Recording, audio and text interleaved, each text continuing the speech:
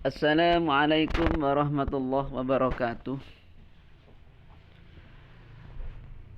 Bismillahirrahmanirrahim. Alhamdulillahirabbil alamin wassalatu wassalamu ala asyrafil anbiya wal mursalin sayyidina wa maulana Muhammadin wa ala alihi wa sahbihi ajma'in. Anakku kelas 3 SD N3 Mulyoarjo.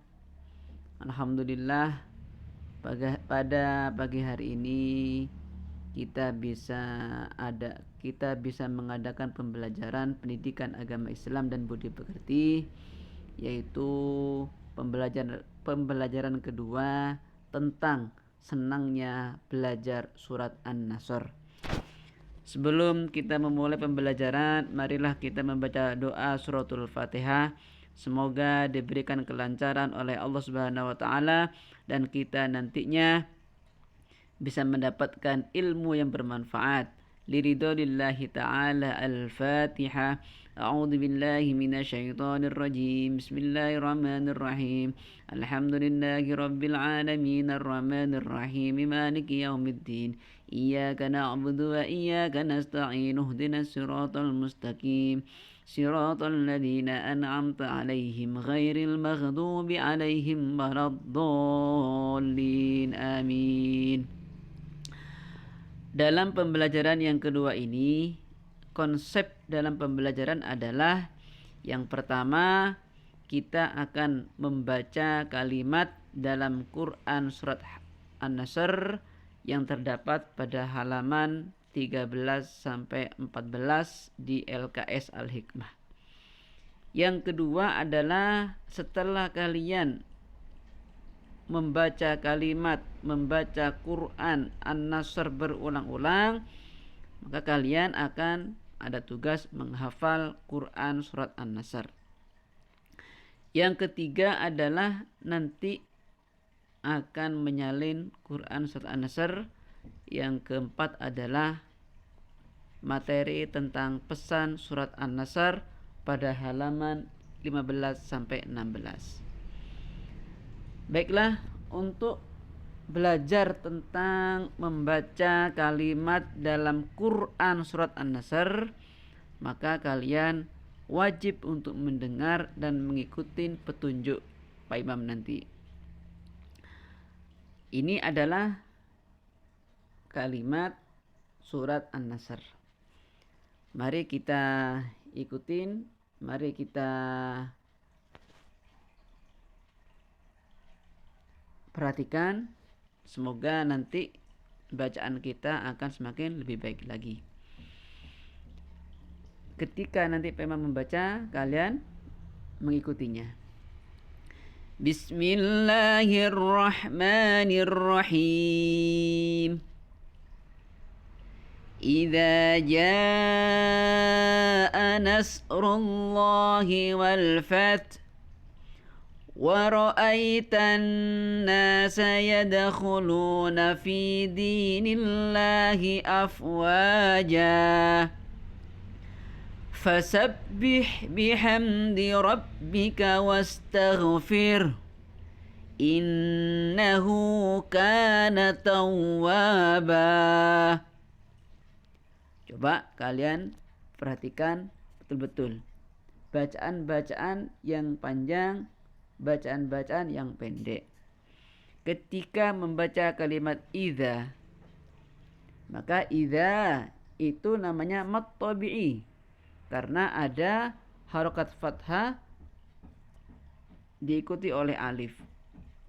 Yang kedua adalah bacaan jaa. Mengapa kok dibaca panjang?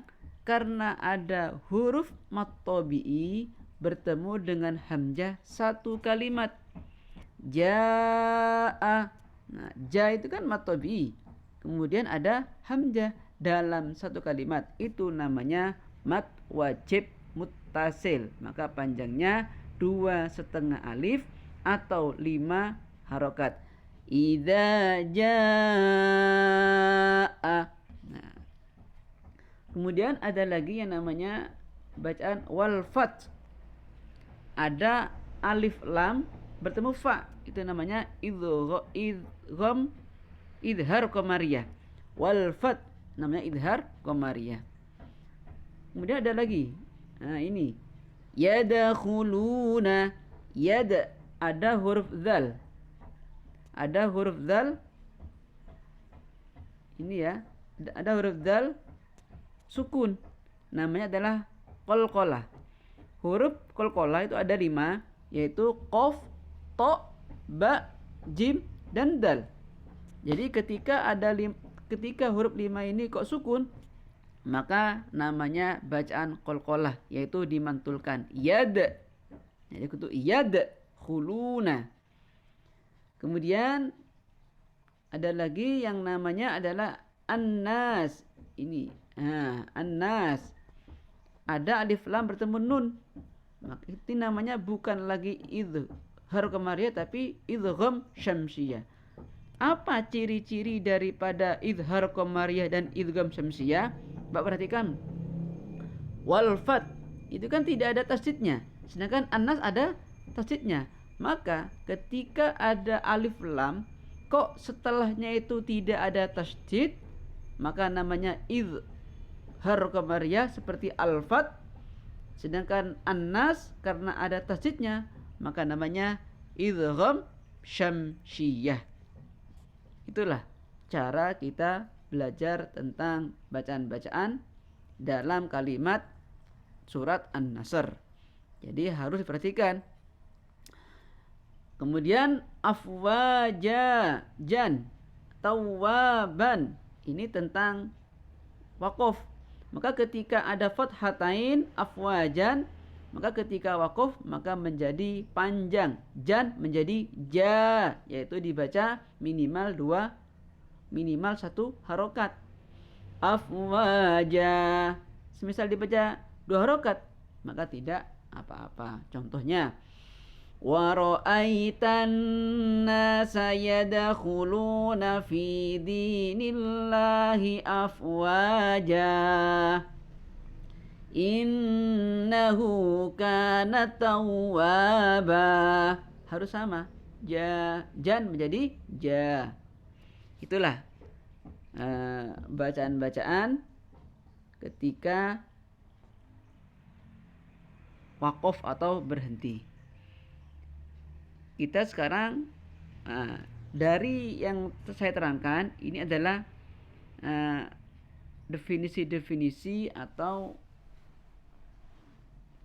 bentuk yang saya tulis, alasan-alasan yang saya tulis. Mengapa jaa dibaca mad wajib muttasil? Ya, dikarenakan ada huruf mad tabi'i, ada mad tabi'i bertemu dengan hamzah dalam satu kalimat. Yang kedua adalah afwaja. Ini afwaja.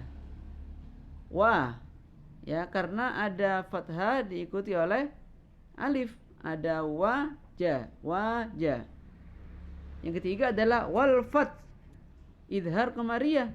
Kenapa? Karena ada alif lam ini bertemu dengan huruf fa. Yang keempat adalah an-nas, dibaca idgham syamsiyah karena ada alif lam ini bertemu dengan nun, maka namanya idgham syamsiyah. Kemudian ada yadkhuluna, ini ada huruf dzal. Ada huruf dzal sukun. Huruf dzal sukun itu termasuk huruf qalqalah, yang mana ada qaf, ba, ta, jim, dal. Jika huruf 5 ini sukun, maka wajib hukumnya kita memantulkan. Yang terakhir adalah bacaan waqaf, yaitu berhenti.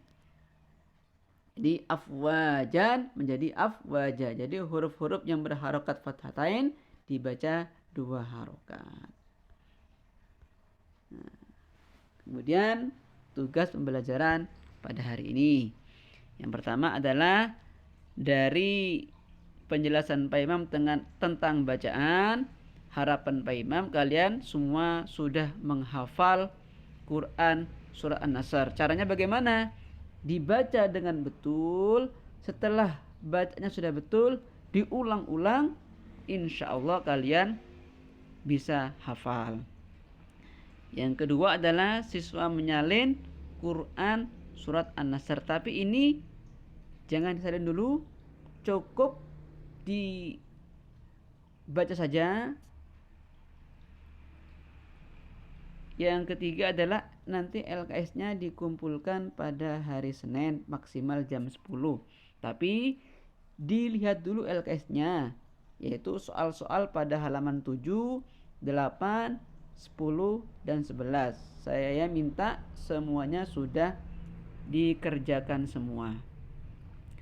Dan untuk pengumpulannya, siswa tidak boleh ke sekolahan sesuai instruksi Kabid Dinas Pendidikan.